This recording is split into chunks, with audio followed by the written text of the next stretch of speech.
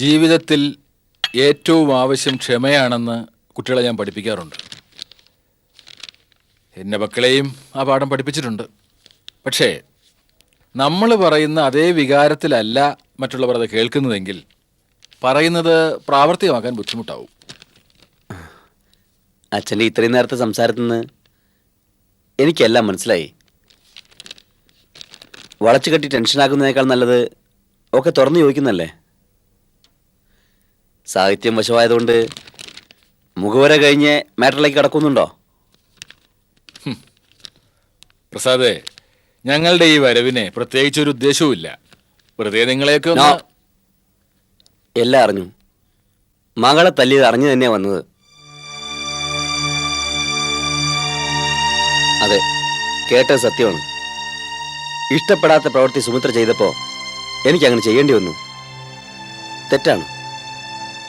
അച്ഛനും അമ്മയും ലാളിച്ച് മാത്രം വളർത്തിയ കുട്ടിയെ തല്ലേണ്ടി വന്നത് തെറ്റാണ്. പക്ഷെ അത് വേണ്ടി വന്നു. ഭർത്താവിന് ഭാര്യയെ തല്ലാം, ക്ഷമിക്കാൻ വയ്യാത്ത എന്തെങ്കിലും അവൾ ചെയ്താൽ എങ്കിലും മകളെ തല്ലിയെന്നൊരു അച്ഛനറിയുമ്പോ ആ അച്ഛന്റെ ഹൃദയം വേദനിക്കില്ലേ? കാരണം അറിയാൻ ഒരു ആകാംക്ഷ ഉണ്ടാവില്ലേ? അങ്ങനെ ഒരു ആകാംക്ഷ അതെനിക്കുമുണ്ട്. അതിന് മറുപടിയായി സുമിത്രയെ വളർത്തിയത് ശരിയായ മാർഗത്തിലല്ല എന്നെനിക്ക് പറയേണ്ടി വരും. അല്ലെങ്കിൽ അച്ഛന്റെ ഉപദേശങ്ങളൊന്നും മകൾ ചെവി കൊണ്ടില്ല എന്നും പറയേണ്ടി വരും. അത്രയ്ക്ക് വലിയ തെറ്റുകൾ എന്റെ മകളുടെ ഭാഗത്തു നിന്നും ഉണ്ടായിന്ന് ഞാൻ വിശ്വസിക്കുന്നു. മറ്റുള്ളവർക്ക് ഇതൊരു തമാശയായി തോന്നാം. ഫ്രാങ്കായിട്ട് പറഞ്ഞാൽ എനിക്കാവശ്യം എന്നെ ധിക്കരിക്കുന്ന ഒരു ആധുനിക ഭാര്യയല്ല, എന്റെ താല്പര്യങ്ങൾ അറിഞ്ഞു ജീവിക്കുന്ന ഒരു ഒബീഡിയന്റ് ഹൗസ് വൈഫിനെയാണ്. സുമിത്ര എങ്ങനെയല്ലേ? ആണെങ്കിൽ ഇപ്പൊ ഇങ്ങനൊരു സിറ്റുവേഷൻ ഉണ്ടാവില്ലല്ലോ. വാർത്ത കേട്ട പാതി കേൾക്കാത്ത പാതി അവളുടെ രക്ഷിതാക്കൾ ഇങ്ങോട്ട് ഓടിയെത്തില്ലല്ലോ. പ്രസാദ്, തെറ്റിദ്ധരിക്കരുത്. ഞങ്ങൾ ആ കാര്യത്തെക്കുറിച്ച് അന്വേഷിക്കാനൊന്നും വന്നതല്ല. പിന്നെ അങ്ങനെ തന്നെ ആവണം എന്നാണ് എൻ്റെ ആഗ്രഹം. കാരണം കുറെ സത്യങ്ങൾ തുറന്നറിയിക്കാൻ പറ്റുമല്ലോ. എന്ത് സത്യങ്ങൾ? കല്യാണം കഴിഞ്ഞ് ഇത്രയും ദിവസങ്ങളായല്ലോ. എന്റെ അനുഭവം പറഞ്ഞാൽ സുമിത്ര എന്ന ഭാര്യയല്ല, സുമിത്ര എന്ന സാഹിത്യകാരിയാണ് എന്നോടൊപ്പം ഇവിടെ ഉള്ളത്. അച്ഛന് ഞാൻ പറഞ്ഞ സെൻസ് മനസ്സിലായി കാണുന്നു വരുന്നു. മനസ്സിലായി. അങ്ങനെ ഒറ്റവാക്കിൽ മനസ്സിലായി എന്ന് പറയാൻ ഈസിയാ. പക്ഷെ അതിന്റെ ബിറ്റർ എക്സ്പീരിയൻസിലൂടെ കടന്നു പോകുന്നത് നിങ്ങളാരുമല്ല, ഞാനാ.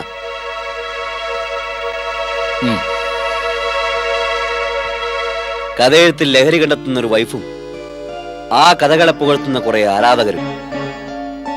ആരാധന കൂടിക്കൂടി ഇപ്പൊ എന്നെ പ്രതിക്കൂട്ടിൽ കയറ്റി നിർത്തി വിചാരണ വരെ ആയിരിക്കുന്നു. എന്നെ അറിയാലോ, എനിക്ക് ലിറ്ററേച്ചറുമായി ഒരു അടുപ്പമില്ല. അച്ഛനൊരു പോയറ്റാണെന്ന് എന്റെ സുഹൃത്തുക്കൾ പറഞ്ഞാണ് ഞാൻ അറിയുന്നത് തന്നെ. അതറിഞ്ഞതുകൊണ്ട് എന്നെ സംബന്ധിച്ച് പ്രത്യേകിച്ച് ആഹ്ലാദമൊന്നും ഇല്ല താനും. ഞാൻ തുറന്നു പറഞ്ഞോട്ടെ, ഭർത്താവിനെ മൈൻഡ് ചെയ്യാതെ കഥയെഴുത്തും ആരാധകരൊക്കെ ആയി ജീവിക്കുന്ന ഒരു ഭാര്യയാവാനാണോ മകളെ അച്ഛൻ ഉപദേശിച്ചത്?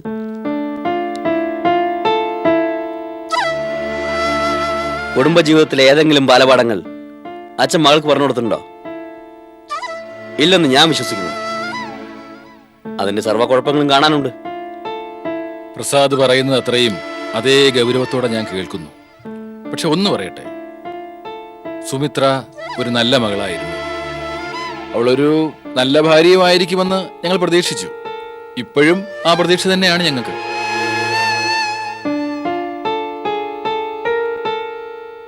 പിന്നെ കഥ എഴുത്തിന്റെ കാര്യം, ഭർത്താവിനെ ശ്രദ്ധിക്കാതെയുള്ള സാഹിത്യരചന അത് തെറ്റ് തന്നെയാണ്. ഇരിക്കുന്ന കൊമ്പ് വെട്ടുന്നത് പോലെയുള്ള വിഡ്ഢിത്തം. ആ തെറ്റ് ഉപദേശിച്ചാൽ മാറാവുന്നതല്ലേ ഉള്ളൂ. ആ ഉപദേശം നേരത്തെ ആകാമായിരുന്നു, ബിഫോർ മാരേജ്.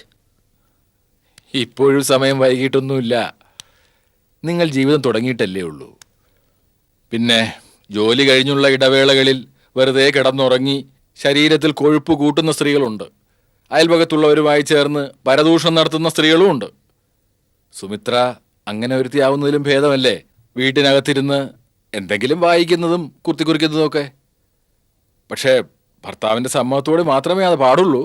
വേറെ എഗ്രി വിത്ത് യു. പരിഹരിക്കാനാവാത്ത പ്രശ്നങ്ങൾ വളരെ കുറച്ചേ ഈ ഭൂമിയിലുള്ളൂ. കൊടുക്കൽ വാങ്ങലിലുള്ള ഒരു മനസ്സുണ്ടായാൽ കാര്യങ്ങൾ വളരെ എളുപ്പം. ഒന്ന് ചോദിക്കട്ടെ, ആരാണ് ഈ ദിലീപ്? ദിലീപോ? ഓ, ഗൾഫിൽ ജോലി നോക്കുന്ന ദിലീപാണോ?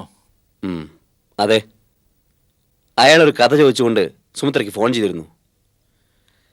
സുമിത്ര കഥയെത്തി നിർത്തുന്നതിന് കാരണക്കാരൻ ഞാനാണോ എന്ന് അയാൾക്കൊരു സംശയം. ധാർമ്മിക രോഷം. പ്രസാദ് കരുതും പോലെയുള്ള ഒരാളല്ല ദിലീപ്. വളരെ നല്ല പയ്യനാ. നന്നായിട്ട് കവിത എഴുതും. അയാളുടെ ഒരു കവിതാ സമാഹാരം ഞാനാ റിലീസ് ചെയ്തത്. ശരിയാ, സുമിത്രയുടെ കഥയുടെ ഒരു ആരാധകൻ കൂടിയാ അയാള്. നല്ല കാര്യമാണ്.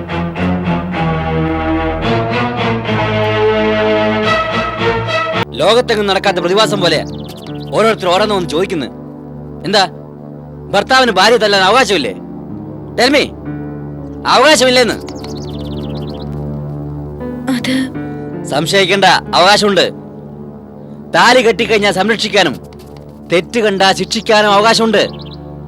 ഐഡിയലായ ഏത് ദാമ്പത്യത്തിലും ഇത് രണ്ടുമുണ്ട്. പക്ഷെ ശിക്ഷയുടെ കാരണം ചോദിച്ച് ചാടിപ്പുറപ്പെടാനും മരുമകനെ ക്വസ്റ്റ്യൻ ചെയ്യാനും ഒരമ്മായച്ചന് അവകാശമില്ല. ഇറങ്ങി പുറപ്പെട്ടിരിക്കുന്നു. നടന്നു. ഇനി അതിനെ കുറിച്ച് പറഞ്ഞ് വെറുതെ എന്തിനാ? പറയണം. പറയേണ്ട കാര്യങ്ങൾ അപ്പപ്പോ പറഞ്ഞു തീർക്കണം. അല്ലാതെ ബാലൻസ് ഇട്ട് പോവാൻ പ്രസാദ് ശീലിച്ചിട്ടില്ല. തെറ്റിനുള്ള മറുപടിയാ ശിക്ഷ. അച്ഛനും അമ്മയും ചെയ്യാൻ മറന്നുപോയത് ഭർത്താവ് ചെയ്യുന്നു, അത്രേ ഉള്ളൂ. കവിളത്ത് കൈവീണില്ല, അതിനു മുമ്പ് ചോദ്യം ചെയ്യാത്തിരിക്കുന്നു രക്ഷകർത്താക്കൾ. എന്നെ ചോദ്യം ചെയ്യാൻ മാത്രം എന്തർഹത നിന്റെ അച്ഛനുള്ളത്? പറയൂ, എന്തർഹതയുള്ളത്?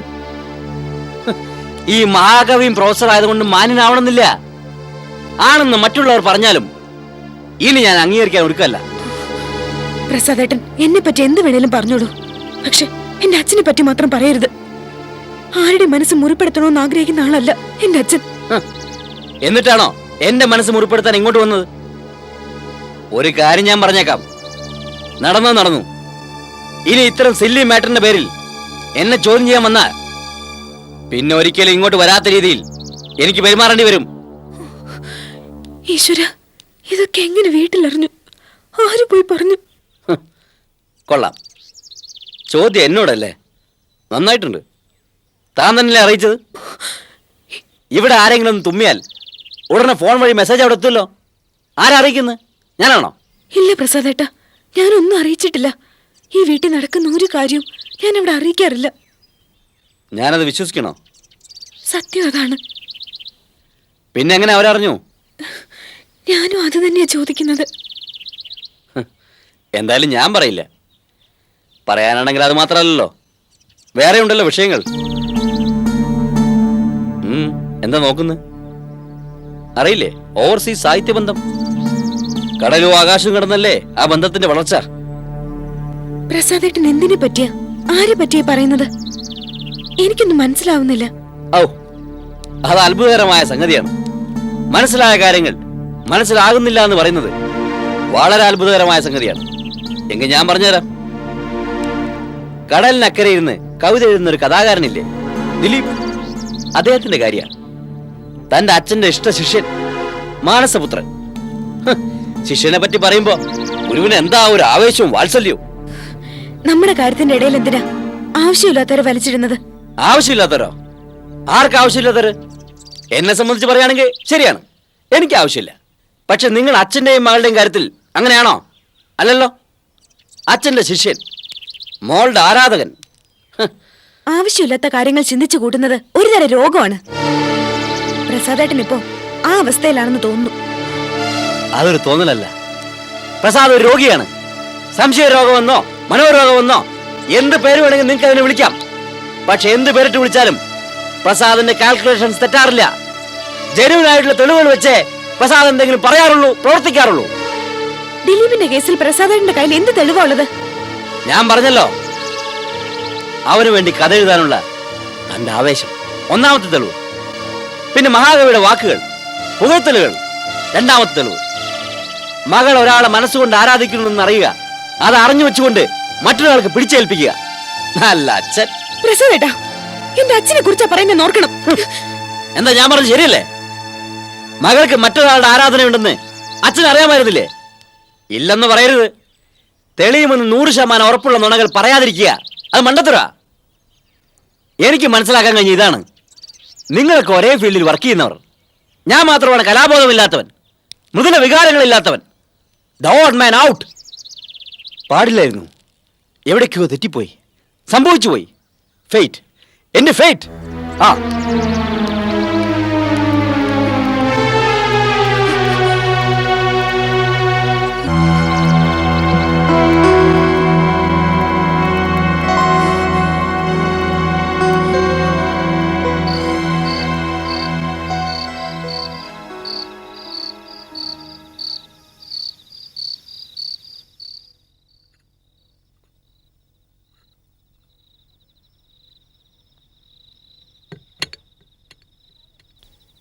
പ്രസാദേ, പ്രസാദേ.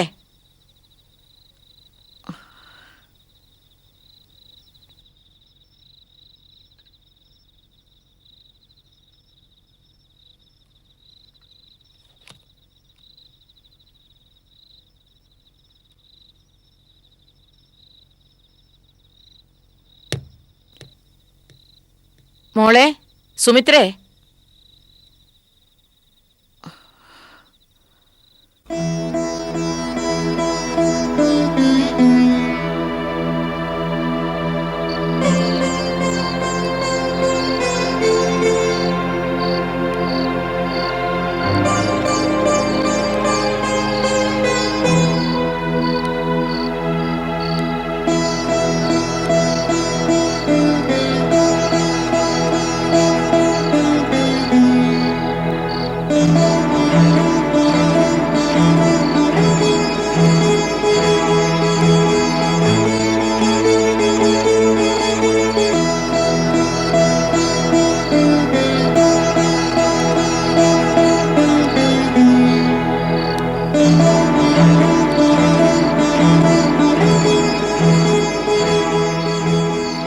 പ്രസാദേ, ഭക്ഷണം വിളമ്പി വെച്ചിരിക്കുക.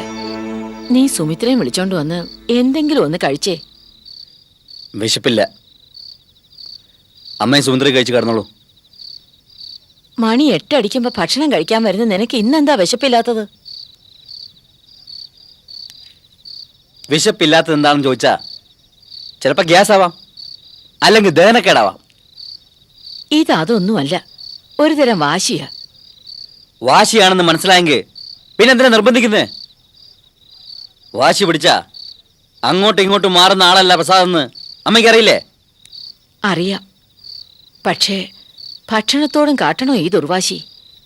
വിളമ്പി വെച്ച ആഹാരം കഴിക്കാൻ ആളില്ലാതെ കളയുന്നത് ദോഷമാ. ആര് പറഞ്ഞു കളയാൻ? വേറെ ആളുകളുണ്ടല്ലോ, എല്ലാവരും ചേർന്ന് കഴിച്ചു തീർക്കട്ടെ. അപ്പോ നിനക്കൊന്നും വേണ്ട അല്ലേ? വേണ്ട. ഒന്ന് വാടാ. ഒരു കാര്യം ഒരുപാട് പ്രാവശ്യം പറയുന്ന സ്വഭാവം പ്രസാദനില്ലെന്ന് നമുക്കറിയില്ലേ?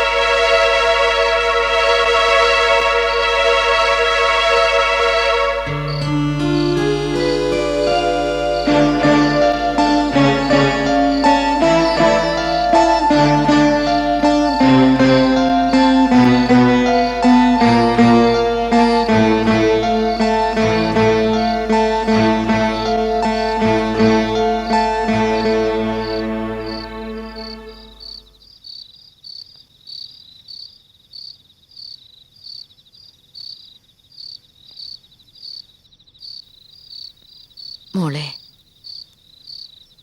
വാ വന്ന് എന്തെങ്കിലും കഴിക്ക്. പ്രസാദേട്ടൻ കഴിക്കുന്നില്ല എന്ന് പറഞ്ഞു അല്ലേ? അമ്മയും സുമിത്രയും കഴിച്ചിട്ട് കിടന്നോളാൻ. എന്താ പോരെ?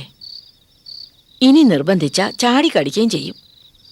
മോള് വാ, നമുക്ക് കഴിക്കാം. വാശിക്കാരൊക്കെ മനസ്സുള്ളപ്പോൾ വന്ന് കഴിക്കട്ടെ. എനിക്ക് വേണ്ടമ്മേ, വിശപ്പില്ല. നിങ്ങൾ രണ്ടാളും ഇങ്ങനെ തുടങ്ങിയ കഷ്ടമാ. എങ്കിൽ നാളെ തൊട്ട് ഇവിടെ ഒന്നും വെക്കുകയും വിളമ്പുകയും വേണ്ട. അരിയും ഗ്യാസും ഒക്കെ ലാഭമാകുമല്ലോ.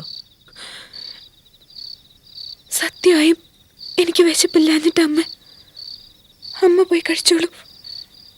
നിങ്ങൾ പട്ടിണി കിടക്കുമ്പോൾ ഞാൻ മാത്രം വയറ് നിറയ്ക്കുകയല്ലേ? അങ്ങനത്തെ ഒരു അമ്മയല്ല ഞാൻ. അമ്മേ,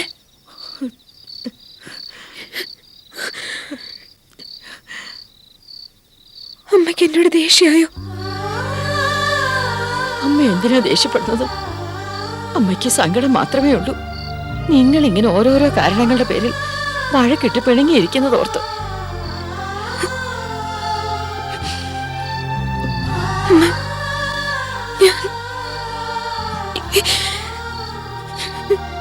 അമ്മ മോളെ കുറ്റം പറഞ്ഞതല്ല.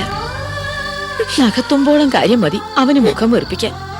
ഗതികേടിന് അങ്ങനെ എന്തെങ്കിലും ഒരു കാര്യം വന്ന് വീഴുകയും ചെയ്യും. ഈശ്വര, ഇങ്ങനെ ആയാൽ എന്ത് ചെയ്യും?